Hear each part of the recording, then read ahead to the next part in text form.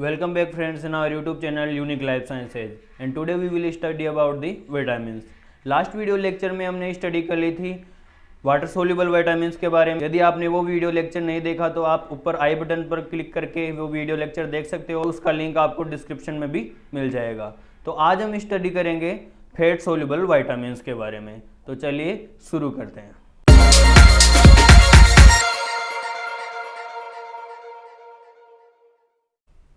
तो दूसरे प्रकार के विटामिन्स है fat soluble vitamins.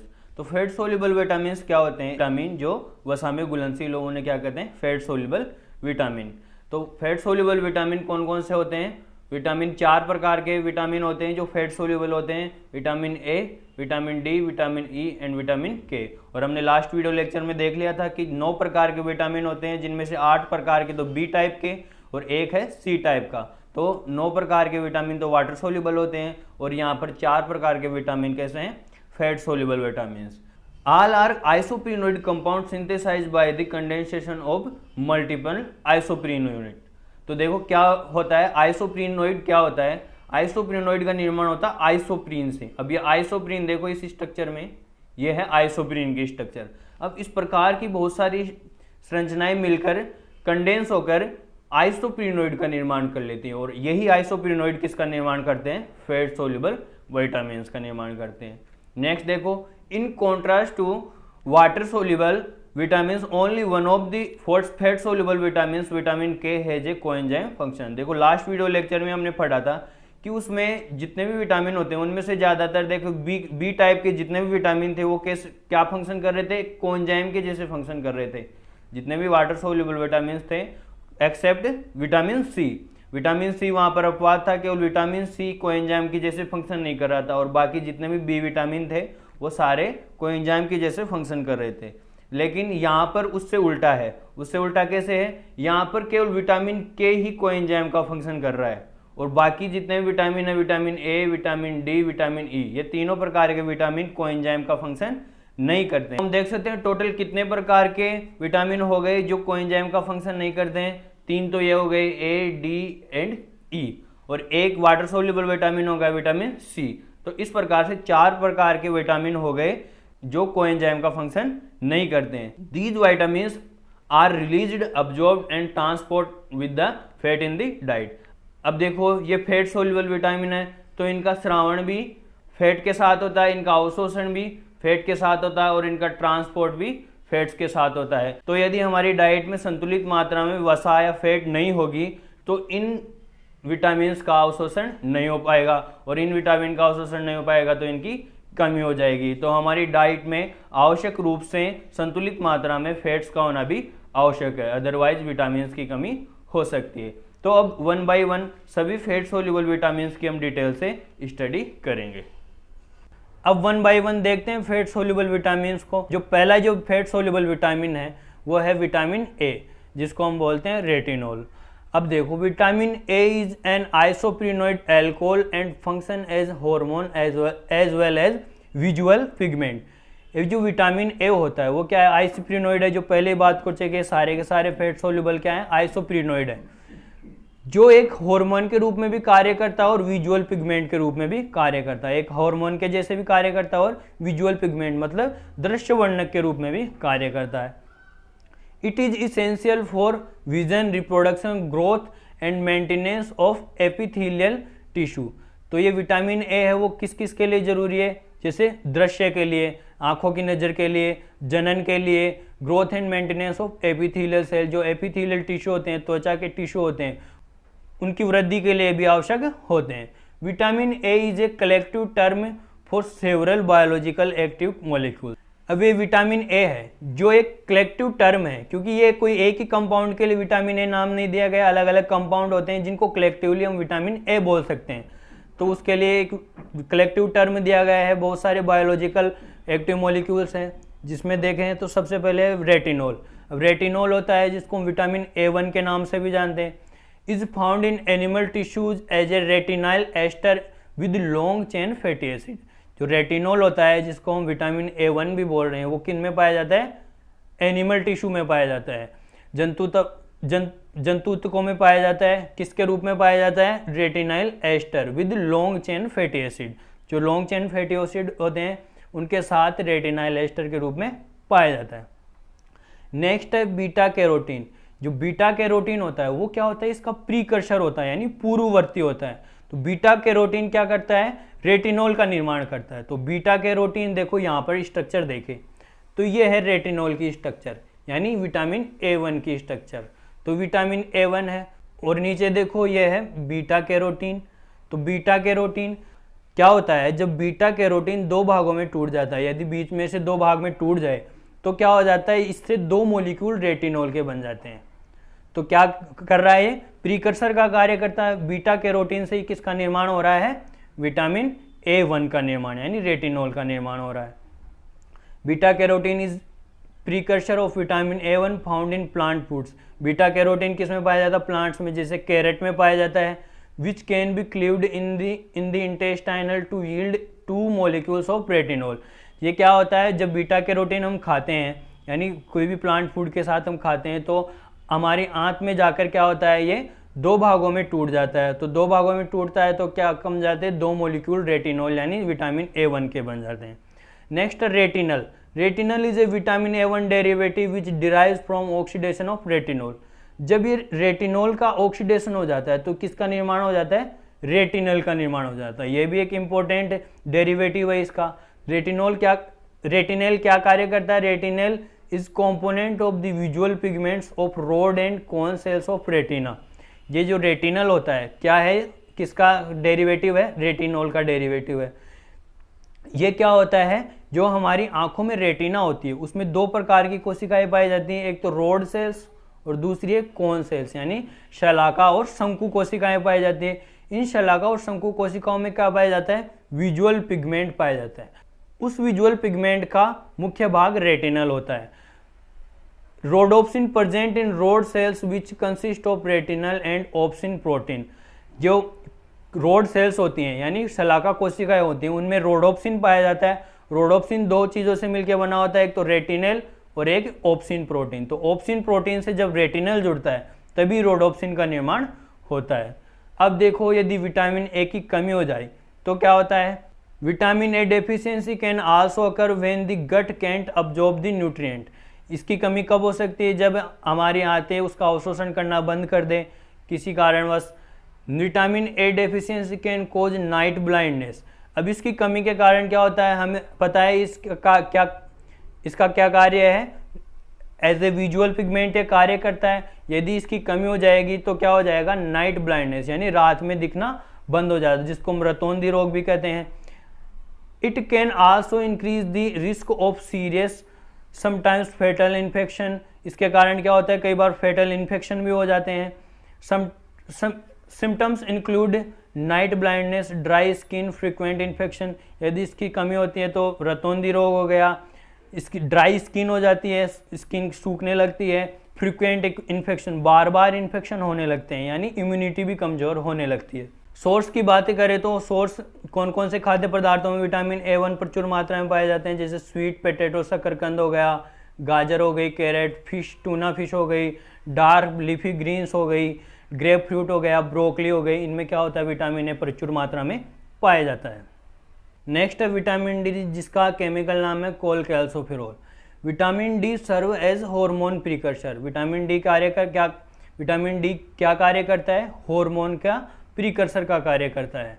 Vitamin D3 कोलकैल्सोफेरोल या कैल्सियोल के नाम से भी जिसे जानते हैं, is formed non enzymatically in skin from seven dehydrocholesterol in the presence of UV component of sunlight. देखो हम कहते हैं कि धूप में बैठने से हमें विटामिन डी प्राप्त होता है, तो वो कैसे होता है कि जब धूप में बैठते हैं स्किन में तो स्किन में क्या पाया जाता है, एक 7-डिहाइड्रोकोलेस्ट्रॉल नाम का कंपाउंड पाया जाता है। तो ये कंपाउंड क्या होता है, जब सनलाइट की यूवी रेज इस पर पड़ती हैं तो ये कंपाउंड किस में कन्वर्ट हो जाता है, कोलकैल्सोफेरोल में कन्वर्ट हो जाता है। Dietary form of vitamin D3 is absorbed in small intestine. भोजन के रूप में जो विटामिन लेते हैं वो हमारी स्मॉल इंटेस्टाइन में अब्जॉर्ब होता है। Both photosynthesize and dietary form of vitamin D3 biologically inactive. अब जो फोटोसिंथेसाइज यानी जो हमारी स्किन में बन रहा है धूप के द्वारा, और डाइटरी फॉर्म यानी जो भोजन के द्वारा हम ले रहे हैं वो क्या होते हैं, बायोलॉजिकली इनएक्टिव होते हैं। तो ये कहाँ तक ट्रांसपोर्ट किए जाते हैं, पहले लीवर तक ट्रांसपोर्ट किए जाते हैं, और वो ट्रांसपोर्ट किसके द्वारा किए जाते हैं, ट्रांसकैल्सिफेरिन नामक प्रोटीन के द्वारा ट्रांसपोर्ट किए जाते हैं। In the liver and kidney vitamin D3 converted in biologically active form. अब ये विटामिन D3 लीवर और किडनी में क्या होता है, बायोलॉजिकली एक्टिव फॉर्म में कन्वर्ट हो जाता है। जो नॉर्मली कैसा है, बायोलॉजिकली इनएक्टिव है, लेकिन जो लीवर और किडनी में क्या हो जाता है, बायोलॉजिकली इनएक्टिव फॉर्म। कौन सी फॉर्म है वो, 125 डाईहाइड्रोक्सी कोलकैल्सिफेरॉल, ये इसमें कन्वर्ट हो जाता है। ए हार्मोन दैट रेगुलेट्स, ये एक प्रकार का हार्मोन है। 125 डाईहाइड्रोक्सी कोलकैल्सिफेरॉल एक हार्मोन है जो क्या कार्य करता है, a hormone that regulates calcium ion uptake in intestine and kidney and bone. ये क्या कार्य करता है, जो कैल्शियम का अब्जॉर्प्शन है, कैल्शियम आयन का अब्जॉर्प्शन है, इसको रेगुलेट करता है। जैसे हमारी आंतों में इसका अब्जॉर्प्शन, किडनी में इसका अब्जॉर्प्शन, और हमारी हड्डियों में इसका अब्जॉर्प्शन। यदि इसकी कमी हो जाती है तो कैल्शियम की कमी भी हो जाती है। विटामिन D2 भी होता है जिसको हम एरेगोकैल्सिफेरॉल भी बोलते हैं, is formed by irradiation of the ergosterol. एक विटामिन D2 भी पाया जाता है जिसको हम बोलते हैं इरेगोकैल्सिफेरॉल, जिसका निर्माण किससे होता है, जिसका निर्माण होता है एर्गोस्टेरॉल से। अब नेक्स्ट देखते हैं इसकी डेफिशिएंसी। यदि विटामिन D की कमी हो जाती है तो क्या होता है, vitamin D deficiency causes A net demineralisation of bone resulting in rickets and osteomalacia in adults. अब विटामिन D की कमी हो जाती है तो इससे क्या होता है, जो मिनरल्स की कमी हो जाती है हमारे शरीर में, तो मिनरल्स की कमी हो जाती है तो हमारी हड्डियां कमज़ोर होने लगती है, क्योंकि कैल्शियम की कमी हो गई और हड्डियां कमज़ोर होने लगती है। तो जब बच्चों में हड्डियां कमज़ोर होती है तो उसको बोलते हैं रिकेट्स डिजीज़, और जब एडल्ट्स में ये डिजीज़ होती है तो उसको बोलते हैं ऑस्टियोमलेशिया। सोर्सेज देखें विटामिन D कहाँ से प्राप्त होता है, very few foods in nature contain vitamin D। जो नेचर में बहुत ही कम फूड होते हैं जिनमें विटामिन D पाया जाता है। The flash of fatty fish, जैसे कोई फैटी फिश हो गई, जैसे सामन फिश हो गई, ट्यूना फिश हो गई, इनमें क्या पाया जाता है, विटामिन D पाया जाता है। Fish liver oils among the best source है, ये क्या है, इसके बेस्ट सोर्स हैं। Small amounts of vitamin D are found in beef liver, cheese and egg yolks में भी ये पाया जाता है। विटामिन D इनमें भी पाया जाता है। नेक्स्ट फैट सोल्यूबल विटामिन है विटामिन E, जिसका केमिकल नेम है tocopherol. The vitamin E consists of 8 naturally occurring tocopherols, of which alpha tocopherol is found in the most common। जो 8 प्रकार के टोकोफेरॉल्स होते हैं इसमें, लेकिन जो सबसे कॉमन होता है वो होता है alpha tocopherol. Vitamin E act as an antioxidant, तो ये विटामिन भी किसके जैसे कार्य करता है, एंटीऑक्सीडेंट। इससे पहले कौन सा विटामिन पढ़ा था हमने जो एंटीऑक्सीडेंट के जैसे कार्य करता है, वो था विटामिन C। तो विटामिन C और विटामिन E कैसे कार्य कर रहे हैं, एंटीऑक्सीडेंट के जैसे कार्य कर रहे हैं। It also act as cofactor in electron transport in cytochrome chain. जो साइटोक्रोम चेन होती है इलेक्ट्रॉन ट्रांसपोर्ट में, तो वहाँ पर भी एक यह कोफैक्टर के रूप में कार्य करता है। The mechanism of action of vitamin E remains obscure. अभी तक जो इसकी मैकेनिज्म ऑफ एक्शन है विटामिन E की, अभी तक ये पूरी तरह से स्पष्ट नहीं हो पाई है। डेफिशिएंसी, अब इसकी कमी की बारे में देखें तो यदि इस विटामिन E की कमी हो जाए तो क्या होता है, vitamin E needs some fats for the digestive system to absorb it. इसको क्या होता है, विटामिन E को कुछ फैट्स की आवश्यकता होगी तभी इसका अवशोषण होगा। यदि उन फैट की कमी हो जाएगी तो इस विटामिन E की कमी भी हो जाएगी। Vitamin E deficiency can cause nerve and muscle damage that results in loss of feeling in the arms and legs, loss of body movement control. यदि इसकी कमी हो जाए तो क्या होता है, मसल डैमेज हो जाता है, हमारी जो मसल्स की फीलिंग हो जाती है वो बंद हो जाती है। Loss of body movement, body का मूवमेंट कंट्रोल लॉस हो जाता है, मसल कमज़ोर हो जाती है, विजन प्रॉब्लम्स हो जाती है। Another sign of deficiency is weakened immune system, तो इसके कारण क्या होता है, इम्यून सिस्टम भी कमज़ोर हो जाता है। यदि इस विटामिन E के सोर्सेज के बारे में बात करें तो इसके सोर्सेज कौन कौन से हैं, जैसे कुछ वेजिटेबल ऑयल्स हो गए such as wheat, germ, sunflower, corn and soybean oils. तो इन ऑयल्स में क्या पाया जाता है, विटामिन E प्रचुर मात्रा में पाया जाता है। कुछ नट्स सच एज आमंड्स, बादाम हो गए, पीनट्स हो गए, मूंगफली हो गई, इनमें भी विटामिन E पाया जाता है। कुछ बीज हो गए, सीड्स जैसे सनफ्लावर सीड हो गए, सूर्यमुखी के बीज हो गए, green leafy vegetables such as spinach and broccoli, broccoli और पालक होते हैं, इनमें भी विटामिन ए प्रचुर मात्रा में पाया जाता है। नेक्स्ट और लास्ट फैट सोल्यूबल विटामिन है विटामिन के, जिसको हम फिलोक्विनोन के नाम से भी जानते हैं। तो vitamin K exist in several forms, for example in plants as phylloquinone. तो ये अलग अलग फॉर्म में पाया जाता है। जैसे बात करें एग्जांपल के तौर पर प्लांट्स में ये फिलोक्विनोन के रूप में पाया जाता है, जिसको हम विटामिन K1 भी बोलते हैं। And in intestinal bacteria flora as menaquinone vitamin K2। जो हमारी आंत में बैक्टीरिया पाए जाते हैं, उन बैक्टीरिया में किसके रूप में पाया जाता है? मेनाक्विनोन यानी विटामिन K2 के रूप में पाया जाता है।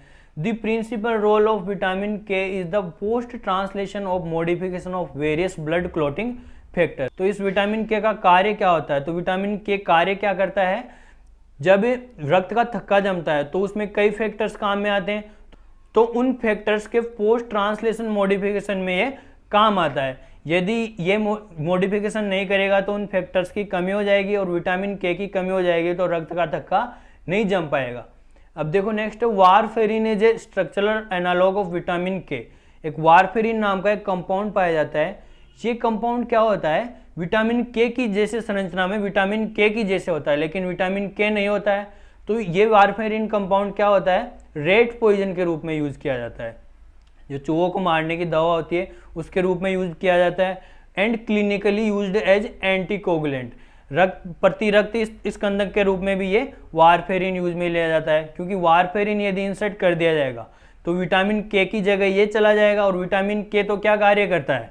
जो रक्त स्कंदन का कार्य करता है, लेकिन यदि वारफेरिन डाल दिया जाएगा तो उस रक्त का स्कंदन नहीं हो पाएगा। नेक्स्ट है डेफिशिएंसी। यदि विटामिन K की कमी हो जाती है तो क्या होता है? Vitamin K deficiency in newborns are associate with vitamin K deficiency bleeding. अब देखो विटामिन K की कमी हो जाती है तो क्या होता है? विटामिन K की कमी होने से क्या होता है? Vitamin K deficiencies in newborns are associate with vitamin K deficiency bleeding, यानी VKDB। तो जब इस विटामिन K की कमी हो जाती है तो एक सिंड्रोम हो जाता है जिसको बोलते हैं vitamin K deficiency bleeding, short में बोलते हैं VKDB, also known as haemorrhagic disease of newborn. तो जो नवजात शिशु होते हैं उनमें ये सिंड्रोम हो जाता है या डिजीज हो जाती है, तो उससे क्या होता है? उनके ब्रेन में क्या होता है? हेमरेज हो जाता है, यानी ब्लीडिंग होने लगती है, एक्सेस ब्लीडिंग होने लगती है। तो एक्सेसिव ब्लीडिंग के कारण क्या होता है? डेथ भी हो सकती है।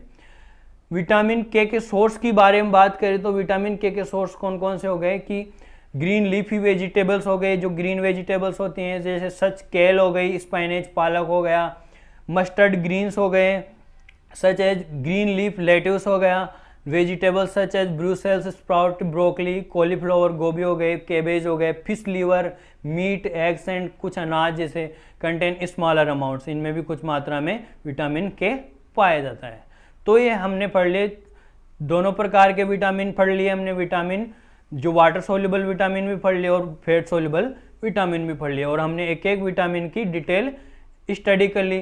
तो इन्हीं में से सभी एग्जाम्स में क्वेश्चन पूछे जाते हैं, क्योंकि नॉर्मल जो नॉर्मल कंपटीशन एग्जाम होती है उनमें तो क्या इनकी कमी के कारण कौन सी डिजीज होती है, इनका केमिकल नाम पूछ लिया जाता है, लेकिन जो CSIR नेट एग्जाम होती है, नीट एग्जाम होती है, उनमें ज़्यादा डिटेल से पूछा जाता है। तभी मैंने ये जो डिटेल लेक्चर बनाया आपके लिए।